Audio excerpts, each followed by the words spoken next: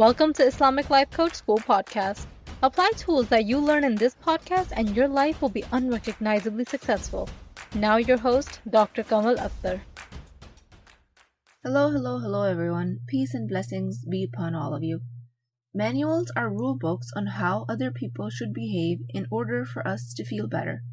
Today we're going to be talking about manuals. We delegate our emotional life to another person's behavior. A manual is a coaching concept, which basically means that we have created an instruction book for someone else explaining how they should act. And if they don't follow that instruction book, then we feel frustrated, discouraged, and betrayed. It's basically a life coaching term that I use to see if clients are creating their own misery in relationships. Husband should take out the trash. He should attend all family gatherings. Teenagers should not get angry at us. Siblings should not ask us for money. In-laws should not come over unannounced. These are all manuals that we have created for other people, so when they follow them, we can feel better. Let me tell you something, guys. Nobody follows your manual. Nobody wants to follow it.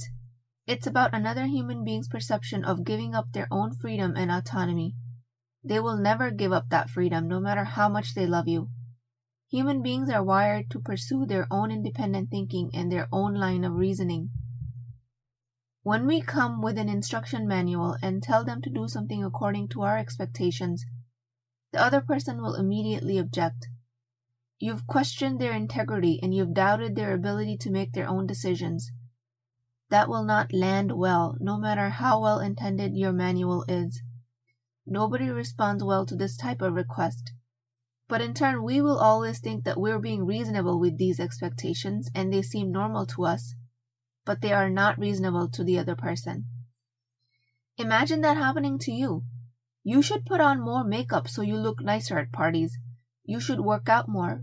You should take cooking classes so you can improve your cooking. Those are all somebody else's manuals for you.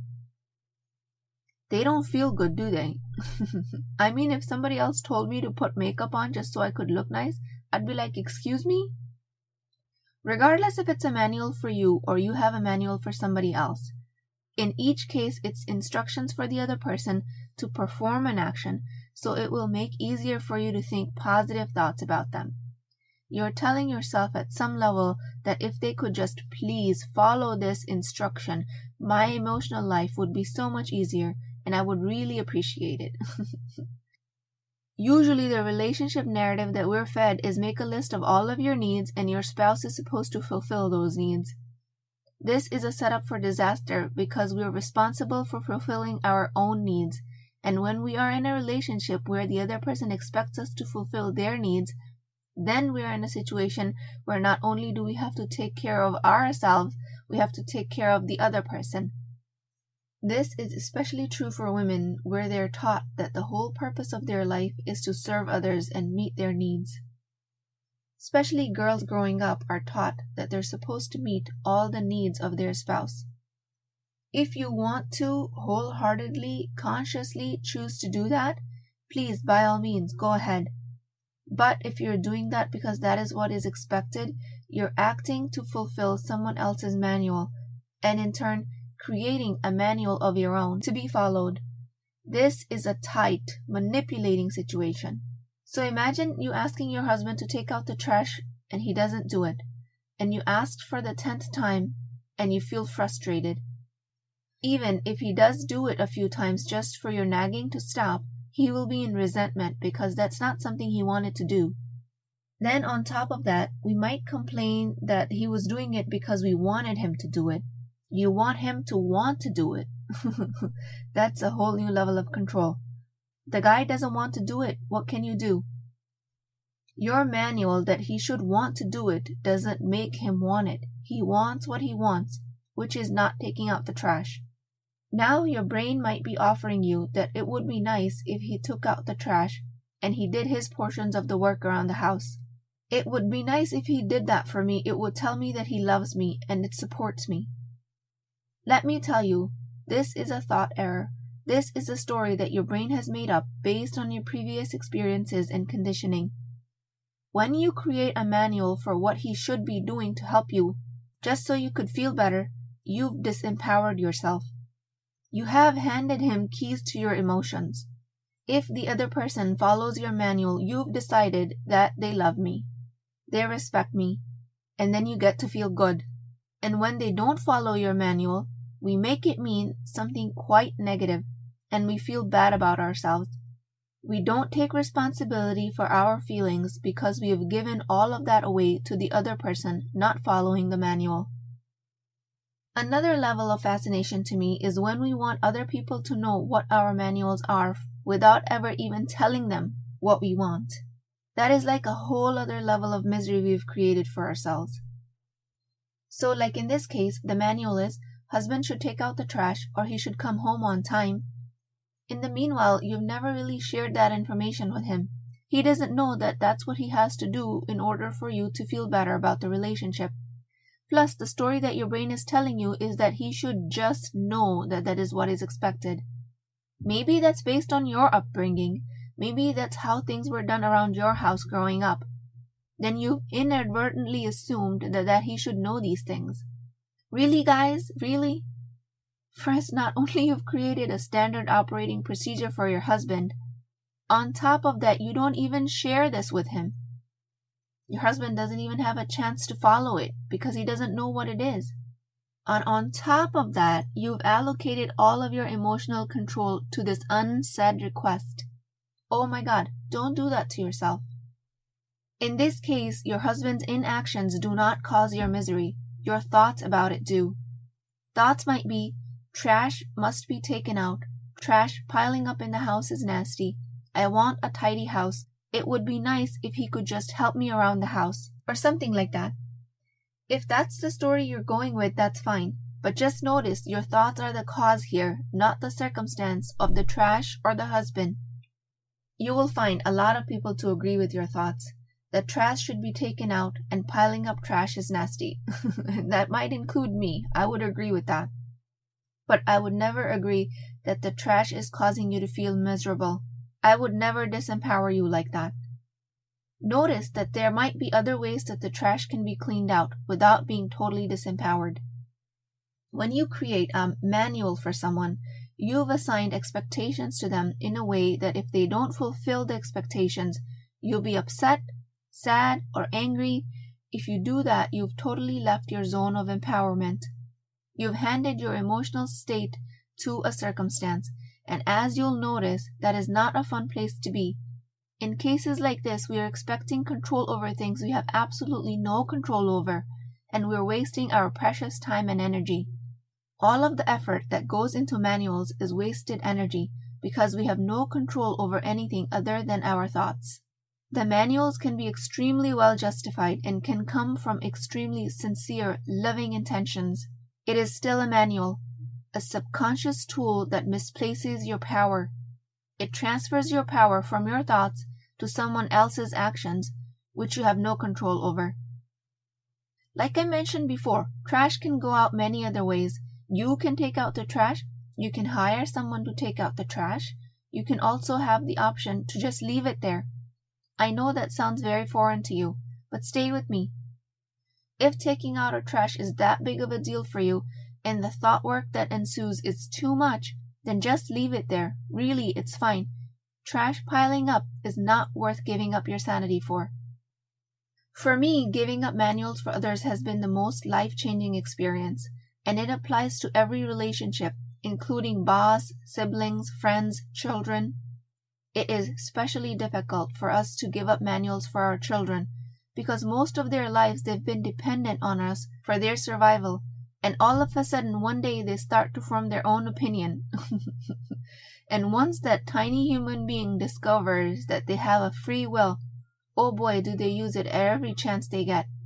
One of the first words that toddlers learn is no.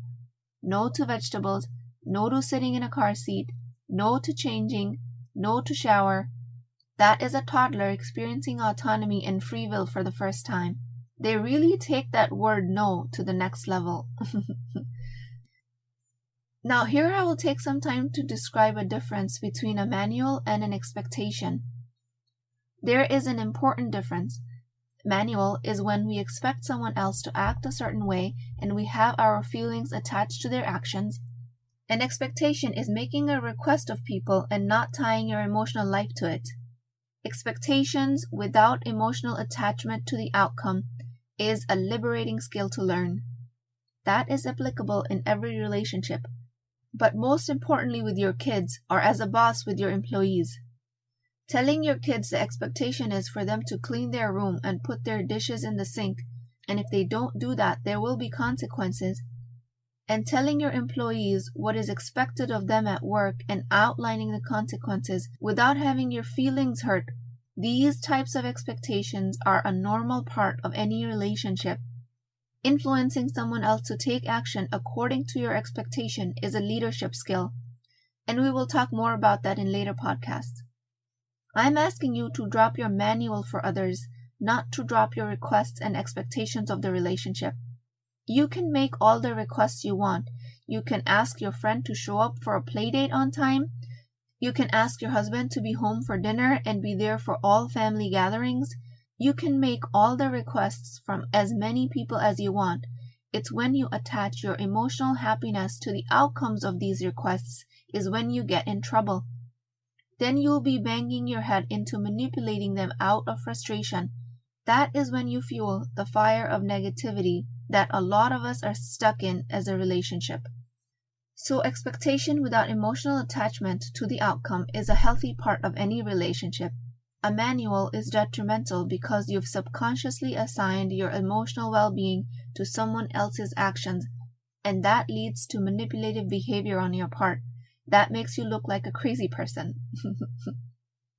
Let's start by acknowledging that we have manuals for everyone. Those are the expectations we hold that might not be serving us. The truth is, most of us don't even have mastery of our own thoughts to be able to control and manage our emotions. But we are quick to justify control and managing other people. That is a recipe for disaster. When you identify your manual for another person, find out what expectation you have from that person. If they are not meeting it, then what is it that you're making it mean? Then ask yourself, where is that stemming from? Why is that behavior so important to you? The answers to these questions will be enlightening. And almost 100% of the time, the answer that I find with my clients is that we are under the illusion that we can control others. Our intellectual, intelligent, conscious brain will tell us that we know that we cannot control them. But yet we continue to act in controlling ways. So start identifying your manuals and bring them to awareness. This will bring you liberation from being in emotional manipulation of others. Figure out exactly why you want someone else to change their behavior.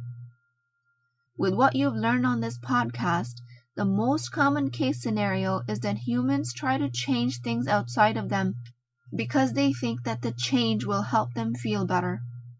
We have manuals for others because if they acted exactly like we expect them to, then it will help us feel better. And if they don't, then we will feel terrible. Universally, people only want to change their circumstance because they just want to feel differently. But that is the biggest error of all because that is not how things work. We feel because of our thoughts, not because of our circumstances. We have been conditioned growing up that if your spouse behaves a certain way, that it must mean that they love us. So based on someone else's behavior, it becomes easier for us to think that they love us because these thoughts have been conditioned and are well practiced. They seem like facts. They are a 0 on a thought work scale. But when your spouse doesn't behave according to your manual, the thought work becomes really burdensome. I had believed all my life that a romantic date every Friday with my husband means that he loves me. I was not ready to question this. I always thought that this was a fact. When we didn't go for a date every Friday, I was absolutely miserable. When I decided I did not want to be miserable because of something that I had no control over, I had to face thought work that was really difficult.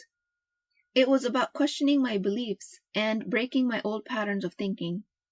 But regardless of the difficulty, my friends, this is the work. Once I did the work, I realized that relationships can mean a lot of things other than a Friday night date. I was causing my own misery because of a repeated thought pattern. Spend your energy in breaking beliefs that don't serve you and building beliefs that do.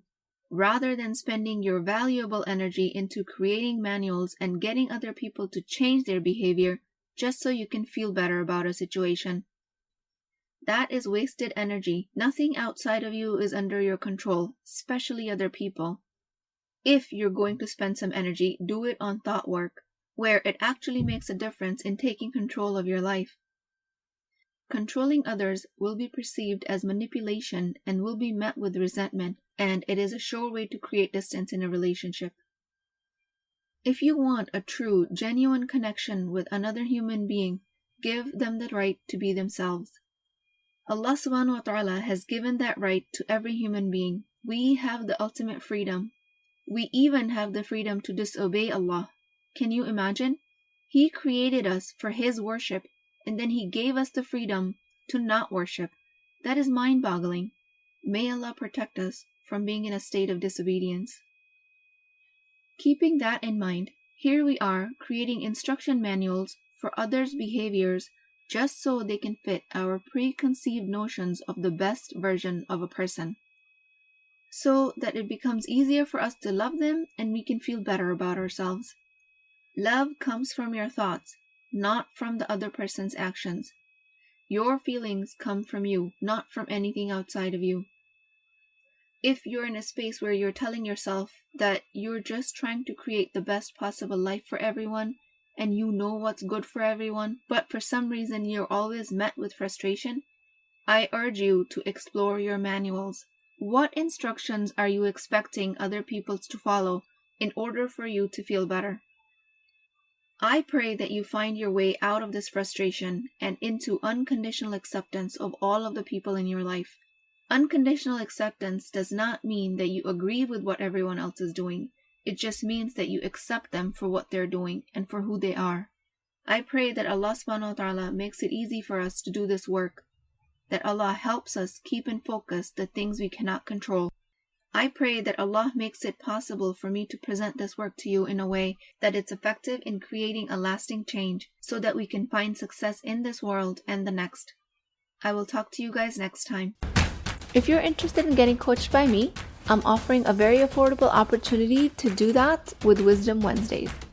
This is not a course, not a lecture. This is an opportunity for live coaching, real change with Islamic adab and etiquette. You do not need more information. You actually need a space to create change. At $19.99 a month, which is the price of takeout dinner, you as a Muslim woman will create confidence, intimacy, and connection without shame or fear of judgment, because your privacy is my highest priority. So join at www.islamiclifecoachschool.com, resources, Wisdom Wednesdays. I'll see you inside, inshallah.